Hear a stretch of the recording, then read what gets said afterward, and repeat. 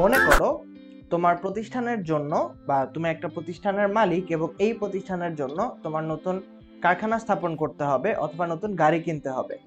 তো সেক্ষেত্রে এখানে যে আমাদের দীর্ঘ মেয়াদের জন্য অর্থায়ন করতে হবে, অর্থাৎ দীর্ঘমেয়াদী অর্থায়ন সম্পর্কে তো আমরা মোটামুটি জেনেছি আগের ভিডিওগুলো থেকে, এবং আমরা এখন জানি যে 5 বছর বা তার অধিক সময়ের জন্য যে অর্থায়ন করা হয় তাকে দীর্ঘমেয়াদী অর্থায়ন বলে। এবং দীর্ঘমেয়াদী অর্থায়নের যদি আমরা কিছু উৎস দেখি, এখানে থাকতে পারে বন্ড, যেটাকে ঋণপত্রও বলা হয়, এবং আরেকটা আছে শেয়ার। তো এই বন্ড এবং শেয়ার বা দীর্ঘমেয়াদী অর্থায়ন সম্পর্কে তো আমরা জেনেছি। এই ভিডিওতে আমরা মূলত অর্থাৎ তোমাদের এইচএসসি ফাইন্যান্স ফার্স্ট পেপারের এই চ্যাপ্টারে আমরা এই ভিডিওতে আলোচনা করব বন্ডের যে বাজারটা, এই বন্ডের বৈশিষ্ট্য সমূহ ও ঋণপত্র বা বন্ডকে আমরা ঋণপত্র বলতে পারি, এই ঋণপত্রের মাধ্যমে অর্থায়নের যে অসুবিধা সমূহ রয়েছে এই জিনিসগুলো নিয়ে আমরা এই ভিডিওতে মূলত আলোচনা করব। এবং এই টপিকগুলো কিন্তু তোমাদের সিলেবাসের জন্য খুব বেশি ইম্পর্টেন্ট, এবং আমি আশা করব তোমরা সবাই মনোযোগ দিয়ে পুরো ক্লাসটা করবে। তো চলো আমরা আলোচনাতে চলে যাই। সর্বপ্রথম আমরা আসি বন্ড কাকে বলে। তো বন্ড কিন্তু হলো দীর্ঘমেয়াদী ঋণের হাতিয়ার যা বিক্রি করে কোম্পানি তহবিল সংগ্রহ করে। বন্ড হোল্ডাররা হচ্ছে কোম্পানির পাওনাদার হিসেবে কিন্তু বিবেচিত হয় এবং বন্ডের লিখিত মূল্যের উপর নির্দিষ্ট হারে সুদ প্রদান করতে কোম্পানি বাধ্য থাকে। এখন কিছু কিছু ক্ষেত্র থাকতে পারে যে ক্ষেত্রে বন্ডের ক্ষেত্রে কোনো প্রকার সুদ দেওয়া হয় না, কিন্তু মেয়াদ শেষে বা এরকম হয় যেটা যে ফেস ভ্যালু থাকে, ফেস ভ্যালু থেকে কম মূল্যে বন্ডগুলো ইস্যু করা হয়, আবার যখন ফেরত নেওয়া হয় তখন ফেস ভ্যালুতেই আবার ফেরত নেওয়া হয়। তো ওটা একটু আলাদা কেস, বাট ইন জেনারেল বা সাধারণত আমরা ধরতে পারি যে বন্ডের ক্ষেত্রে এই লিখিত মূল্যের উপর নির্দিষ্ট হারে সুদ প্রদান করতে কোম্পানি বাধ্য থাকে। তো পরিশেষে আমরা সংক্ষেপে বলতে পারি বন্ড হচ্ছে দীর্ঘমেয়াদী ঋণ দলিল যা কোম্পানি বা সরকার কর্তৃক দীর্ঘমেয়াদী তহবিল সংগ্রহের জন্য ইস্যু করা হয়ে থাকে। এটা সম্পর্কে আমরা আগেও জেনেছি, যেহেতু এ পর্যায়ে আমরা বন্ড সম্পর্কে আরেকটু জানবো, এই কারণে আমরা আবার এটা রিক্যাপ করে নিলাম। তো এবার আমরা আসি আমাদের এই যে বন্ডের বাজারটা নিয়ে। তো আমাদের এই বন্ডের বাজারে আমরা দু ধরনের যে বন্ড রয়েছে সেটা নিয়ে আমরা এই পর্যায়ে কথা বলবো। সেটা হচ্ছে সরকারি বন্ড এবং আরেকটা যে রয়েছে সেটা হচ্ছে কর্পোরেট বন্ড। তো এই বন্ডের বাজারে আমরা বলতে পারি বা বন্ডের বাজার সম্পর্কে আমরা বলতে পারি যে বাজারে বিভিন্ন কোম্পানি কর্তৃক ইস্যুকৃত বন্ড এবং সরকারি বন্ড ক্রয় বিক্রয় করা হয়। অর্থাৎ আমাদের এই যে বিভিন্ন কোম্পানি কর্তৃক ইস্যুকৃত বন্ডকে যেটাকে কর্পোরেট বন্ড বলা হয়, এবং সরকার কর্তৃক যে ইস্যুকৃত যে বন্ডটা সেটাকে সরকারি বন্ড বলা হয়ে থাকে। তো তাকেই কিন্তু বন্ডের বাজার বলে। এবং বাংলাদেশের বন্ডের বাজার কিন্তু শেয়ার বাজারের তুলনায় স্বল্প পরিসরে বিস্তৃত। আমাদের দেশের শেয়ার যে বাজারটা সেটা কিন্তু বন্ডের মার্কেটের তুলনায় অনেক বড়। তো আমাদের এখানে বন্ডের বাজারে মূলত বাংলাদেশ গভর্নমেন্ট ট্রেজারি বন্ড ও বিভিন্ন কোম্পানি কর্তৃক ইস্যুকৃত যে কর্পোরেট বন্ড রয়েছে সেটাকেই বোঝানো হয়। এবং বাংলাদেশ ব্যাংক বাংলাদেশ সরকারের পক্ষে দীর্ঘকালীন দায় হিসাবে কিন্তু ট্রেজারি বন্ড ইস্যু করে থাকে। এবং এসব সিকিউরিটিজ ইস্যু করার কিন্তু দুটি উদ্দেশ্য রয়েছে। প্রথমত স্বল্প খরচে সরকারের বাজেট ঘাটতিতে অর্থায়ন, এবং দ্বিতীয়ত কিন্তু বাজারে বিরাজমান অতিরিক্ত তারল্য নিয়ন্ত্রণের হাতিয়ার হিসেবে এগুলোকে ব্যবহার করা হয়ে থাকে। তো এবার আমরা আলোচনা করব আমাদের বন্ডের বৈশিষ্ট্য সমূহে। প্রথমেই আমরা আসি, এটি একটি ঋণের দলিল, অর্থাৎ বন্ড বা ঋণপত্র একটি ঋণের দলিল ছাড়া আর কিছুই না। এ দলিল হস্তান্তরের মাধ্যমে এর মালিকানা হস্তান্তর করা যায়। এ দলিলে ঋণের পরিমাণ, ঋণের মেয়াদ, সুদের হার ইত্যাদি সার্বিক বিষয় উল্লেখ থাকে। এখন এখানে অনেকের একটা কনফিউশন থাকতে পারে যে আমাদের এখানে কথা বন্ডের কথা বলা হচ্ছে, আবার এখানে ঋণপত্র বলা আছে। সো বন্ডটাই কিন্তু এক প্রকার ঋণপত্র। এরপর আসি পরিপক্কতা। তো ঋণপত্র পরিশোধের একটি নির্দিষ্ট সময় থাকে যাকে উক্ত ঋণের পরিপক্ক সময় বলা হয়। উক্ত পরিপক্ক সময়ের পর ঋণের টাকা পরিশোধ করতে হয়। কিছু কিছু ঋণপত্র একটি নির্দিষ্ট সময় পর পরিপক্ক হয় বলে একসঙ্গে ঋণের সম্পূর্ণ টাকা পরিশোধ করতে হয়। আবার কিছু কিছু ঋণপত্র কিস্তিতে পরিশোধ করা যায়। অর্থাৎ এক এক ক্ষেত্রে এক এক ধরনের যে ঋণপত্র সেটা দেখা যায়, বা এক এক ধরনের ঋণপত্র এক এক ধরনের বৈশিষ্ট্য বিদ্যমান। এরপর আসে আমাদের সুদ। তো ঋণপত্রের একটি বিশেষ বৈশিষ্ট্য হলো যে এর উপর একটি নির্দিষ্ট হারে সুদ দিতে হয়। এই সুদের হার স্থায়ী বা পরিবর্তনশীল উভয়ই হতে পারে। এই সুদই মূলত ঋণপত্রের ধারকদের আয়। কোম্পানির লাভ হোক আর না হোক, এই সুদ পরিশোধ করতেই হবে। এই সুদ পরিশোধের ব্যর্থতায় কোম্পানি দেউলিয়া হয়ে যেতে পারে। এটা হলো আমাদের বন্ডের অন্যতম একটা বৈশিষ্ট্য। এখন কিছু কিছু ক্ষেত্রে এরকম হতে পারে যে বন্ডের বিপরীতে কোনো প্রকার সুদ দেওয়া হয় না, যেগুলোকে আমাদের জিরো কুপন বন্ড বলা হয়ে থাকে। তো সেই বন্ডগুলোর ক্ষেত্রে কি হয়, সেগুলো ফেস ভ্যালুর থেকে কম মূল্যে ইস্যু করা হয় এবং আবার যখন ফেরত নিয়ে নেওয়া হয় তখন ফেস ভ্যালুতে ফেরত নেওয়া হয়। মাঝখানে যে ডিফারেন্সটা থাকে এটাই হচ্ছে বন্ড হোল্ডারদের লাভ বলে বিবেচিত হয়। তো এটাই ছিল মূলত সুদের যে ব্যাপারটা সেটা, বা এই যে বৈশিষ্ট্যটা। এরপর আমরা আসি পরিচালনা। তো ঋণপত্রের ধারকরা, অর্থাৎ তারা যেহেতু ঋণদাতা হিসেবে কোম্পানির সাথে কাজ করে, বা তাদের যে সম্পর্ক সেটা ঋণদাতা হিসাবে, এই কারণে আমরা কিন্তু জানি ঋণদাতারা ব্যবস্থাপনা ও পরিচালনায় কিন্তু অংশগ্রহণ করতে পারে না।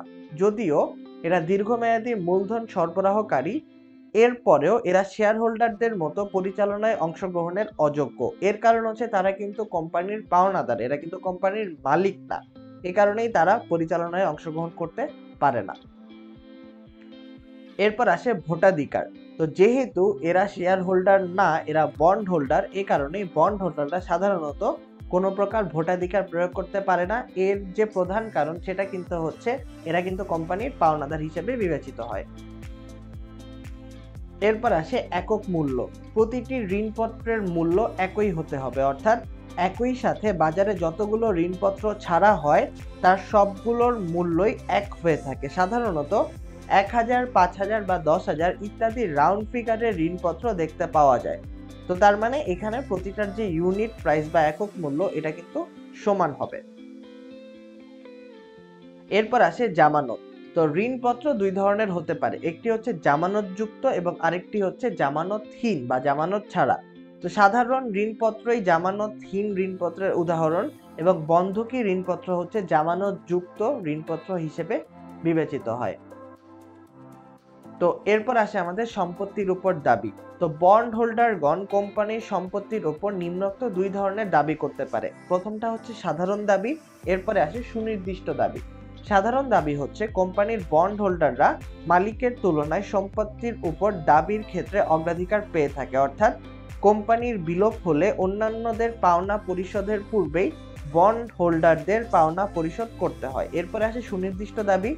কোম্পানি যদি নির্দিষ্ট সম্পত্তি বন্ধক রেখে বন্ডের মাধ্যমে পর্যাপ্ত তহবিল সংগ্রহ করে এবং কোম্পানি উক্ত বন্ডের টাকা ফেরত দিতে ব্যর্থ হয়, তবে বন্ড হোল্ডাররা উক্ত সম্পত্তি বিক্রয় করে তাদের ঋণের টাকা আদায় করে নিতে পারে, যেটাকে সুনির্দিষ্ট দাবি বলা হয়ে থাকে। এরপর আমরা আসি, এই যে ঋণপত্র বা বন্ড নিয়ে আমরা কথা বলছি, এদের মাধ্যমে অর্থায়নের কিছু অসুবিধা রয়েছে। সেটা হচ্ছে এটি এক প্রকার ঋণ। তো তার মানে ঋণ যেহেতু নেওয়া হচ্ছে বা ঋণের মাধ্যমে অর্থায়ন করা হচ্ছে, এই ঋণটা কিন্তু অবশ্যই একসময় ফেরত দিতে হবে। সো এটা হচ্ছে আমাদের ঋণপত্রের মাধ্যমে অর্থায়ন করার প্রধান যে সমস্যাটা সেটা। এরপরে আসে সুনির্দিষ্ট হারে সুদ প্রদান করতে হয়। যেহেতু ঋণ নেওয়া হচ্ছে, এ কারণে অবশ্যই কোম্পানির প্রফিট হোক বা না হোক, মুনাফা হোক বা না হোক, অবশ্যই কিন্তু সুদ প্রদান করতেই হবে, এবং সুদ যদি প্রদান করতে না পারে সেক্ষেত্রে কিন্তু কোম্পানি দেউলিয়া হয়ে যাওয়ার সম্ভাবনা থাকে। এ কারণে বলা হয় ঋণপত্রের মাধ্যমে অর্থায়নের অন্যতম একটা অসুবিধা হলো নির্দিষ্ট হারে অবশ্যই সুদ প্রদান করতে হয়। এরপর আসে ঋণপত্রের যে মালিকরা থাকে তারা কিন্তু চাইলেও ভোট দিতে পারবে না বা পরিচালনায় অংশগ্রহণ করতে পারবে না। তো এটা কিন্তু অনেক সময় একটা প্রবলেম দেখা দিতে পারে যে ঋণপত্রের মালিকরা তারা কিন্তু এই ভোটাধিকার বা তাদের মতামত প্রদান করতে পারে না। তো এটাও কিন্তু হচ্ছে শেয়ার যদি হোল্ডার হতো তারা কিন্তু পরিচালনায় অংশগ্রহণ করতে পারত বা ভোটাধিকার দিতে পারত, বাট ঋণপত্রের ক্ষেত্রে কিন্তু এই ধরনের কোনো চান্স থাকে না। এগুলোই হচ্ছে মূলত ঋণপত্রের মাধ্যমে অর্থায়নের যে অসুবিধা সমূহ সেগুলো। তো এতক্ষণ পর্যন্ত আমরা যে আলোচনা করলাম, এখান থেকে আমরা এই যে ইস্যুকারী কর্তৃপক্ষ এবং বন্ডের বাজার এই সম্পর্কে আমরা কি কি ধারণা লাভ করলাম সেটা আমরা এক কথায় বলতে পারি। তার মানে আমরা বলতে পারি বন্ড ইস্যুর কাজ করে বিভিন্ন আর্থিক প্রতিষ্ঠান। এরপর আসে বাংলাদেশের বন্ড ইস্যুকারী যে কর্তৃপক্ষ, সরকার, বাংলাদেশ ব্যাংক ও বিভিন্ন প্রতিষ্ঠান কিন্তু বন্ড ইস্যু করে থাকে। এরপর আসে সরকার কর্তৃক ইস্যুকৃত যে বন্ড সেটাকে ট্রেজারি বন্ড বলা হয়ে থাকে এবং ট্রেজারি বন্ডের কিন্তু দেউলিয়াত্বের ঝুঁকি মুক্ত। এটা অবশ্যই সবাই মনে রাখবে, এর কারণ হচ্ছে সরকার যেহেতু কখনো চলে যাবে না, তার মানে আমরা বুঝতে পারি ট্রেজারি বন্ডে কোনো প্রকার দেউলিয়াত্বের ঝুঁকি থাকে না। অন্যান্য কোম্পানিতে হয়তো দেখা যায় তারা যদি সুদ প্রদান করতে না পারে, তো সেক্ষেত্রে বা হচ্ছে অর্থ প্রদান করতে না পারে, সেক্ষেত্রে কিন্তু দেউলিয়া হয়ে যাওয়ার ভয় থাকে।